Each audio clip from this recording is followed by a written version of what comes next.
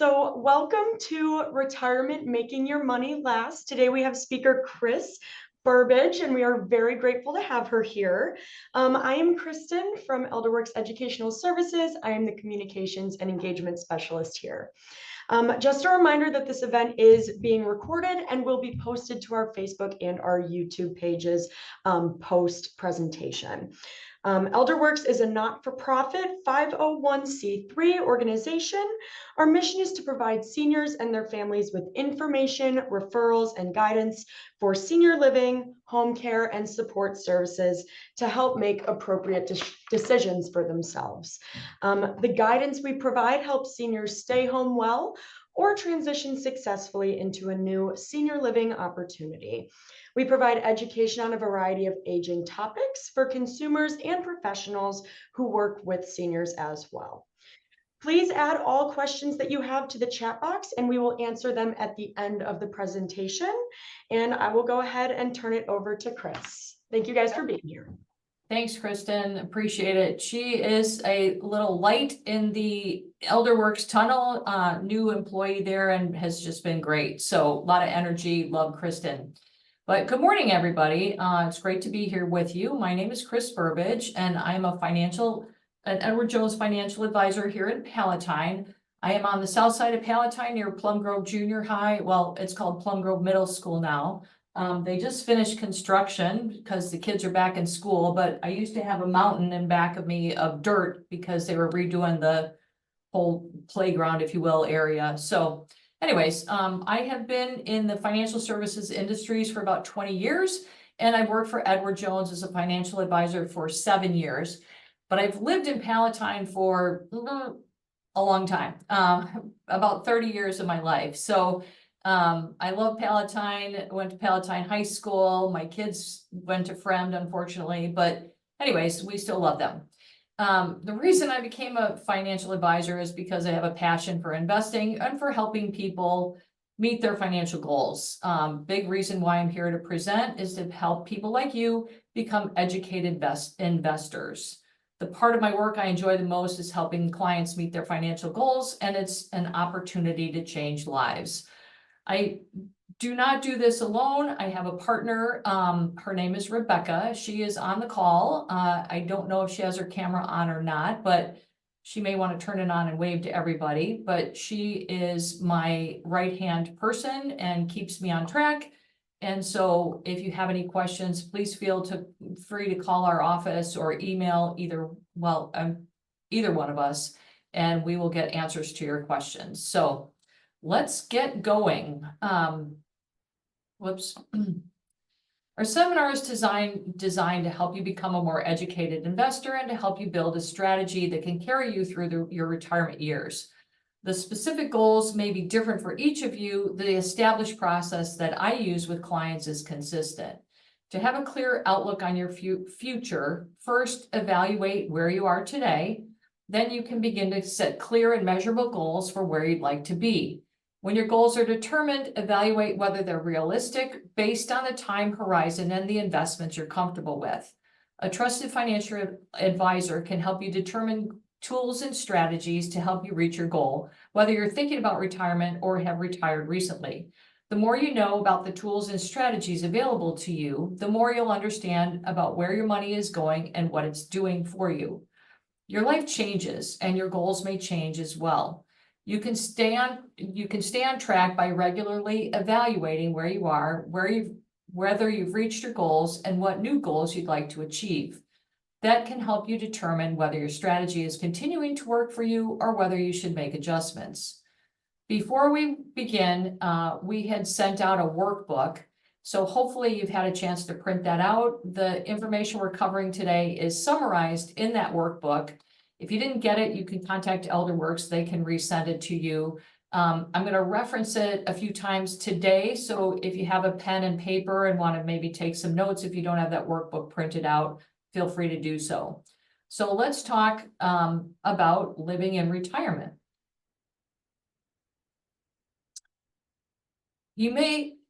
You spend many years looking forward to and saving for retirement, but as retirement gets closer, the purpose of your investments will change.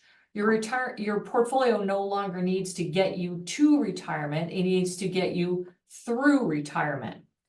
So I'm going to give you some information, tools, and strategies to help you make sure your retirement savings do just that. So we're going to look at a few statistics. This is on page 3 of your workbook.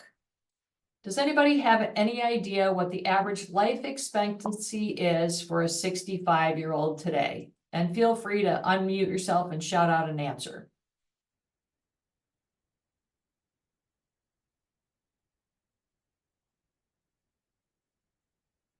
Okay, I got nobody. All right.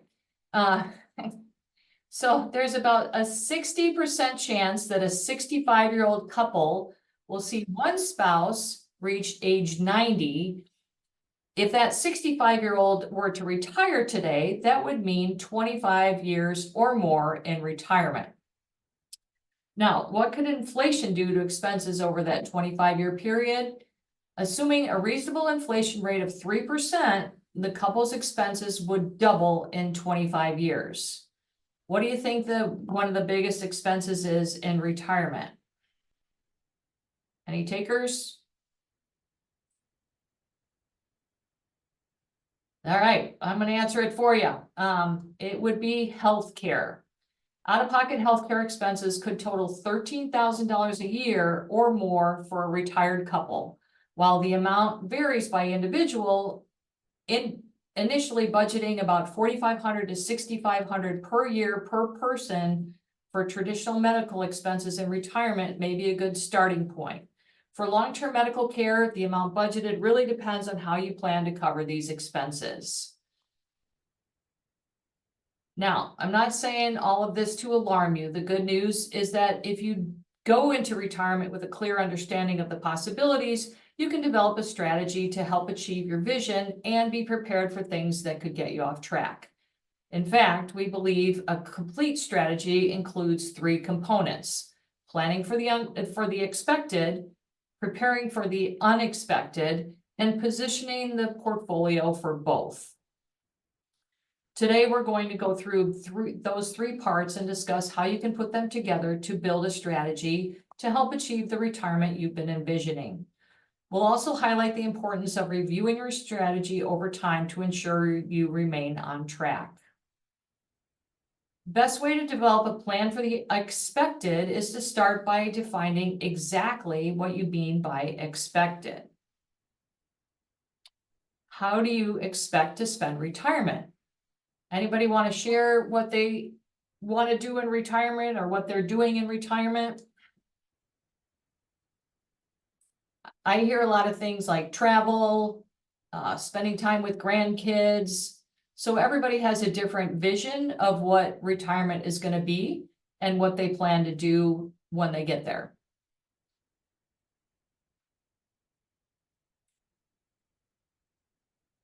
So as you can see, people have different ideas of retirement and what that's going to look like. By putting those ideas into words, you can start building a plan to help achieve them.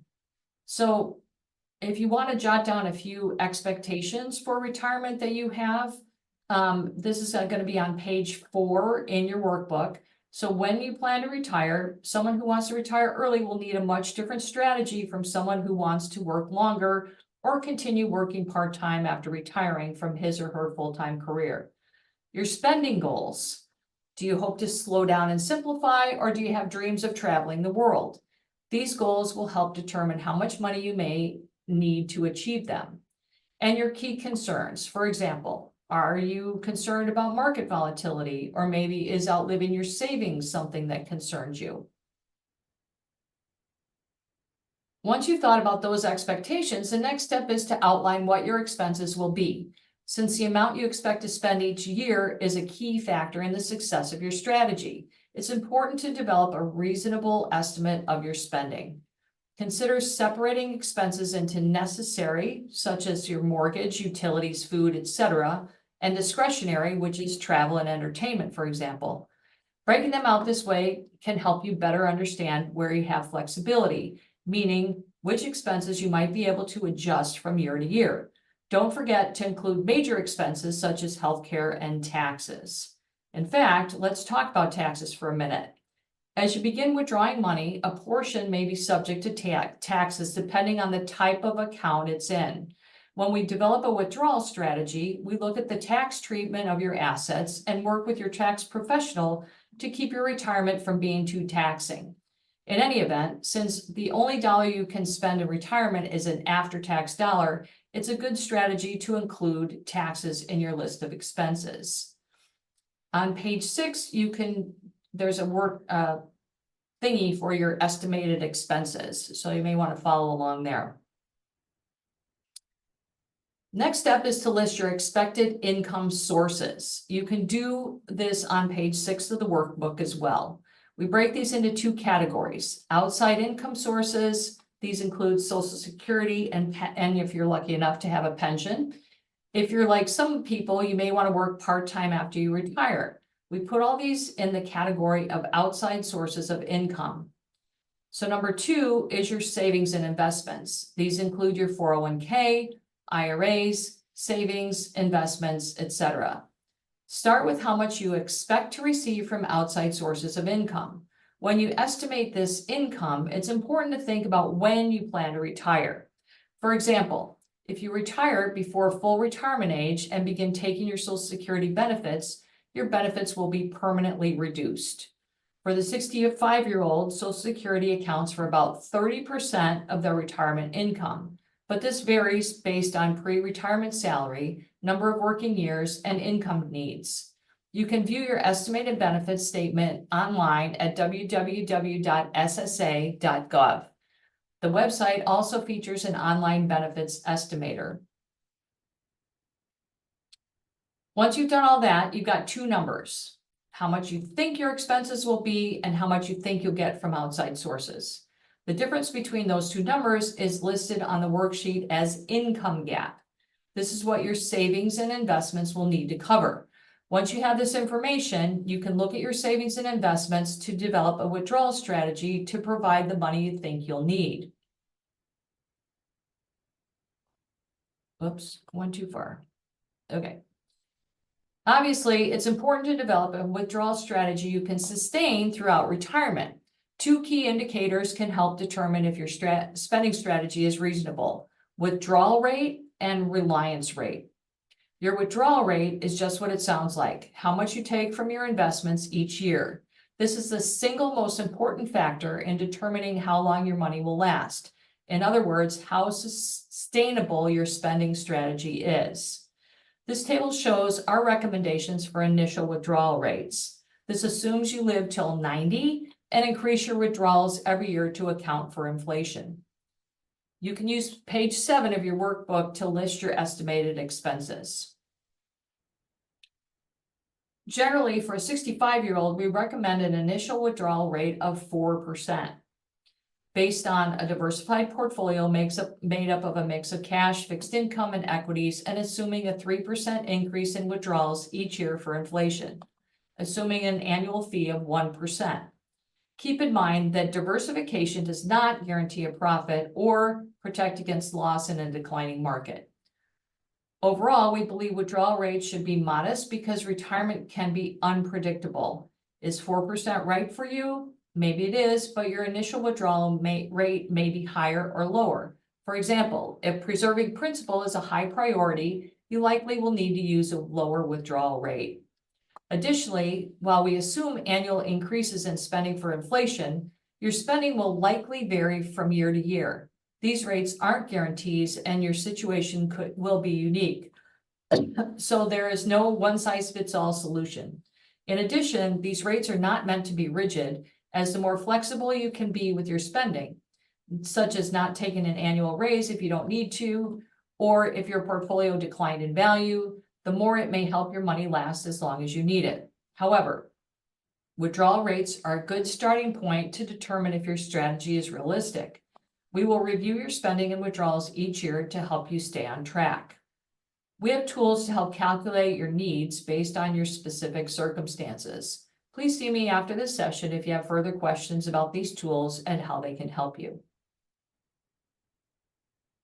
Okay. Whoops. There we go.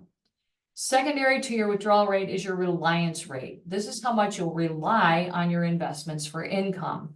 While the withdrawal rate is about sustainability, the reliance rate is more about sensitivity.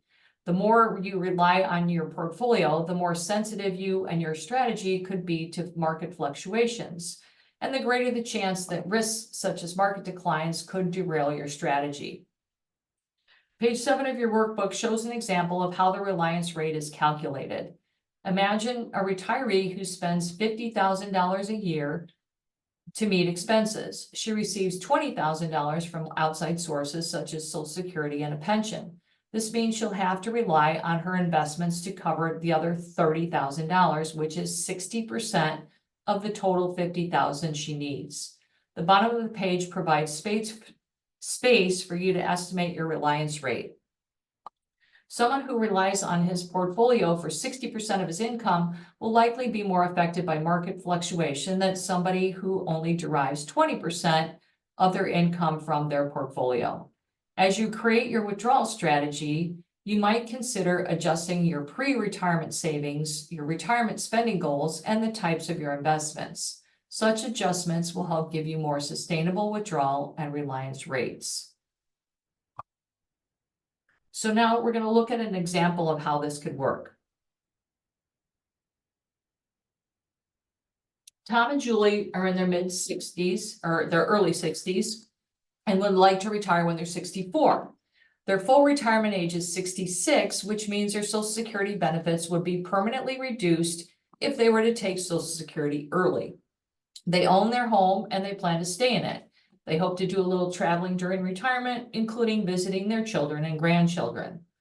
You can use page 8 of our workbook to help calculate Tom and Julie's withdrawal rate.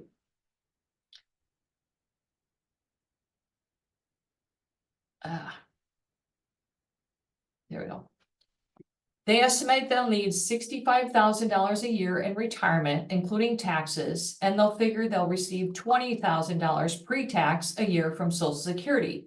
So that leaves a gap of $45,000 pre-tax per year. Next step is to determine a withdrawal strategy to fill that income gap. Tom and Julie's retirement accounts, savings, and investments are worth $750,000.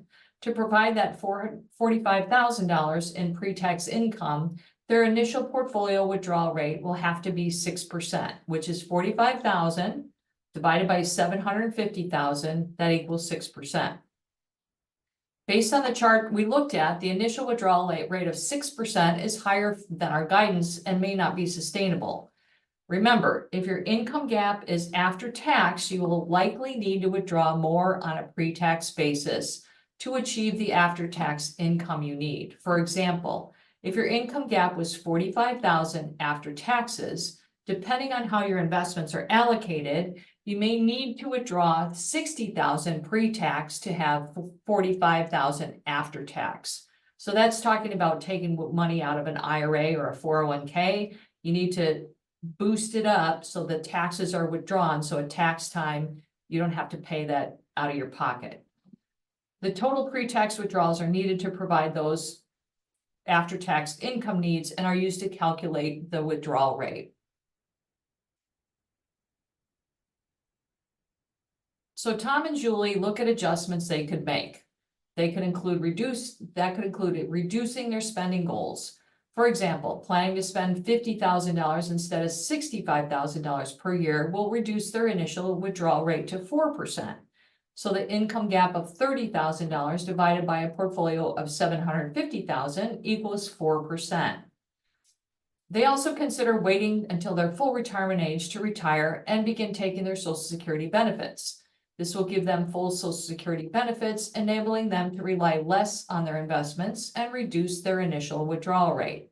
Additionally, they may also decide to work part-time, which could provide additional income in the early years of retirement. This is just an example of what you may need to consider when developing your withdrawal strategy. The key is to be flexible. As we noted earlier, these are starting points. You may still need to make adjustments until the markets and your portfolio recover, such as cutting back on spending or not taking an annual cost of living increase in your withdrawals. However, by starting out with a modest withdrawal rate, You can be better positioned to handle market declines and unexpected expenses if they do occur. It's a lot to think about, but these are the considerations that will help you develop a solid plan for the expected. Now, I'd like to talk about preparing for the unexpected. Obviously, there are many things we can't predict, which could affect our finances in retirement. We'll take some of these into account in your plan for the expected, including inflation, market declines, and healthcare needs. But there's always a possibility that our plans don't go as expected. Although we may not be able to predict the future, we can try to prepare for the unexpected. Generally, there are two ways to prepare for the unexpected: incorporate or insure. You can either incorporate unexpected elements into your strategy by including them as expenses in your budget, or insure against them. When we talk about insurance in relation to your retirement income, it could mean that we traditionally think when we say insurance, such as health and long-term care insurance. It also could mean purchasing annuities to provide guaranteed lifetime income. We've done a great job setting your retirement goals. Now let's put a plan in place to help protect them. It's important to remember that insurance is not a one-size-fits-all solution, and your needs can change over time. And page 9 of your workbook contains a table outlining the major retirement risks and expenses and how you can potentially address them. I won't go through the entire table, but here are a couple examples. First, let's look at market declines. Your plan for the expected addresses this risk by building a diversified portfolio of investments. In addition, our withdrawal rate guidelines incorporate our investment policy committee's expectations for market ups and downs. You can prepare for unexpected market declines in the following ways. Incorporate them into your strategy. Build a ladder of CDs and short-term fixed income investments that will come due annually over the next 3 to 5 years. During a down market, this ladder can provide cash for current income to supplement your investment income, which may decline in a market downturn. On page 10 of your workbook illustrates how a CD ladder works. Be flexible with your spending and do not automatically increase it during down years, and reduce your withdrawal rate. Or, number 2, or insure against them by including annuities with guaranteed lifetime income in your portfolio. So let's talk about inflation. This is an important consideration because your expenses, particularly your necessary expenses, food, utilities, healthcare, could increase over time because of inflation. No one can accurately predict how inflation will behave over a long period of time. However, we can look at inflation in the past. Historically, the average inflation rate has been about 3% per year. At that rate, the cost of what you buy today will double in 25 years. For example, monthly groceries that cost $142 in 1982 are estimated to cost more than $1,900 in 2037. We can incorporate inflation into your estimates to determine what your expenses could be in the future so your strategy can provide for them. After you've analyzed your potential expenses, take a look at your potential income sources. Last, let's consider healthcare needs. Your plan for the expected should incorporate typical healthcare costs, including Medicare and health insurance premiums. You can prepare for the unexpected by increasing the amount you budget for healthcare costs and/or reducing your withdrawal rate. Or you can insure against unexpected healthcare costs by purchasing supplemental health insurance to bridge the gaps that Medicare doesn't cover. For long-term care medical expenses, the issue again is including projected care costs into your budget or considering long-term care insurance or life insurance with long-term care benefits. You've worked hard to position yourself for an enjoyable retirement. So it's important to protect your income and assets from the potential effects of a long-term care stay.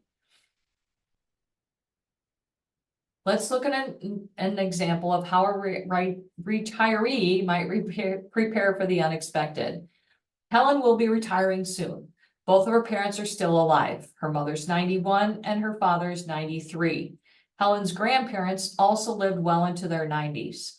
Although Helen's parents are in good health, she has seen how their healthcare expenses have risen in recent years and are taking up a larger portion of their income. Helen is concerned not only about outliving her money, but also about being able to afford healthcare. You can write down these ideas on page 11 of your workbook.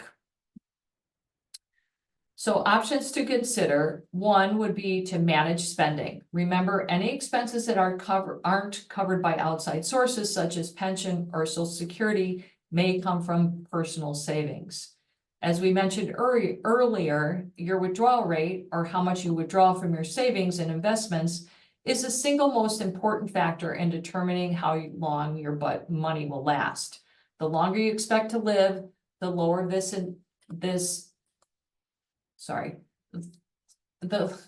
longer you expect to live, the lower your expected possibility of living past 90.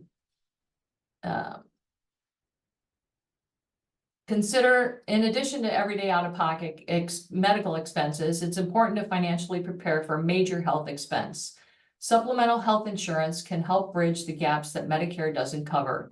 Medicare out-of-pocket medical expenses and supplemental insurance could reach $13,000 per year per couple, according to the Center for Retirement Research. We'll include these estimates in your strategy. And consider long-term care or life insurance. Long-term care costs such as home care, assisted living, or nursing home care can have a significant impact on retirement savings. Since this is a key risk for Helen, she may also want to consider long-term care insurance or life insurance with long-term care benefits. The life insurance can also be used to replace lost income from a deceased spouse's pension or Social Security should those benefits not extend to the survivor. Those are just some ideas of how to prepare for the unexpected. Now, let's turn to the third part of the strategy, which is position the portfolio for both. The way you invest your money, meaning the types of investments you choose and the way your overall portfolio is distributed among them, is another important consideration in providing the income you need to live the retirement you want. Here are key items to help position your portfolio for retirement. Growth still matters. You may retire, but inflation won't. This is the most important implications on how your money should be invested. Some people shift most of their money to fixed income and cash in retirement. We believe this is a mistake.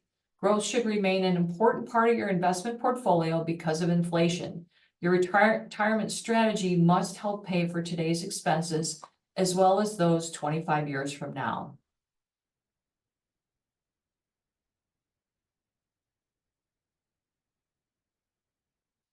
That said, we do believe a more balanced allocation between equities and fixed income is important as you transition toward retirement. Market declines, particularly those early in retirement, can dramatically affect whether your money will last throughout your lifetime. Your focus becomes balancing the need for growth and future income with the goal of providing your current income, all while being sensitive to risk. The mix between stocks and bonds may not be the only aspect that changes. The recommended solutions, such as investments, insurance, and services, may change as well. On page 12 of your workbook provides recommendations for positioning your portfolio for retirement. Managing your income. We've discussed a number of near-term, medium-term, and long-term income considerations today. Instead of mentally keeping your income separated into these categories, another option would be to have an account specifically for your current income needs. We offer an account designed to help you collect, track, and access income from multiple sources. This account can help you organize and separate your near-term cash needs from your longer-term investments. We can also provide you with a forward-looking cash flow analysis to help you plan your income and expenses for the next 12 months. That brings me to the final piece of the strategy, and perhaps the most important piece that can help you stay on track, the regular review. Remember that 5-step process I talked about at the beginning? This is step 5, which asks the question, how can I stay on track? Remember, your strategy needs to help provide not only your goals today, but your goals 25 or more years from now. So many things can change from year to year. So it's important we talk regularly to make sure your needs are being met, and if necessary, make adjustments to help ensure they are. Regular investment reviews are also a good opportunity to make sure your beneficiary designations are up to date. Page 13 of your workbook provides more information about reviews, and page 14 provides a simple action plan. You can use page 15 to develop your own plan. So at this time, I'm going to open the floor for any questions. You're going to have to unmute yourself if you have a question.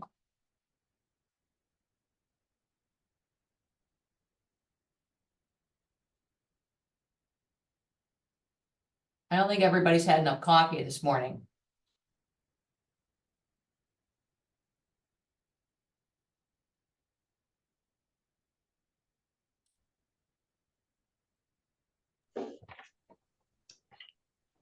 You can also leave them in the chat if you do not want to unmute. All right, it looks like we have, nope, that's just you guys welcoming. Okay.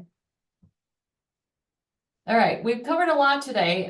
If you have any questions that you want to discuss your own personal situation, please indicate that on your evaluation form. You have my contact information. Elderwerks does as well. You can always send me an email or give me a call. Rebecca and I are here for you and are happy to answer any questions that you have. I offer personal retirement reviews where we can walk through the key steps to financial success for your personal investment goals. I can also provide detailed reports that show if you're on track for your retirement or if you have a shortfall. So in either case, we can design the appropriate investing strategy to help you meet your goals. If you know anyone who would benefit from a seminar like this or a free personal consultation, please let me know. I would appreciate the opportunity. As a final note, be sure to complete your seminar evaluation form. It's important to me to know what you liked and what we can improve for the future. So I will hang out for another little bit if anybody has any questions. The workbook was sent out by Elderwerks with an email, I believe, yesterday. So if you didn't receive it, Kristen, it looks like Ivan didn't get it. So if you can send it to him, that would be great. Okay. Alrighty, well, we do want to thank Chris for presenting today and giving us a ton of valuable information on retirement and your money. Thank you so much, Chris, for You're being welcome. here today.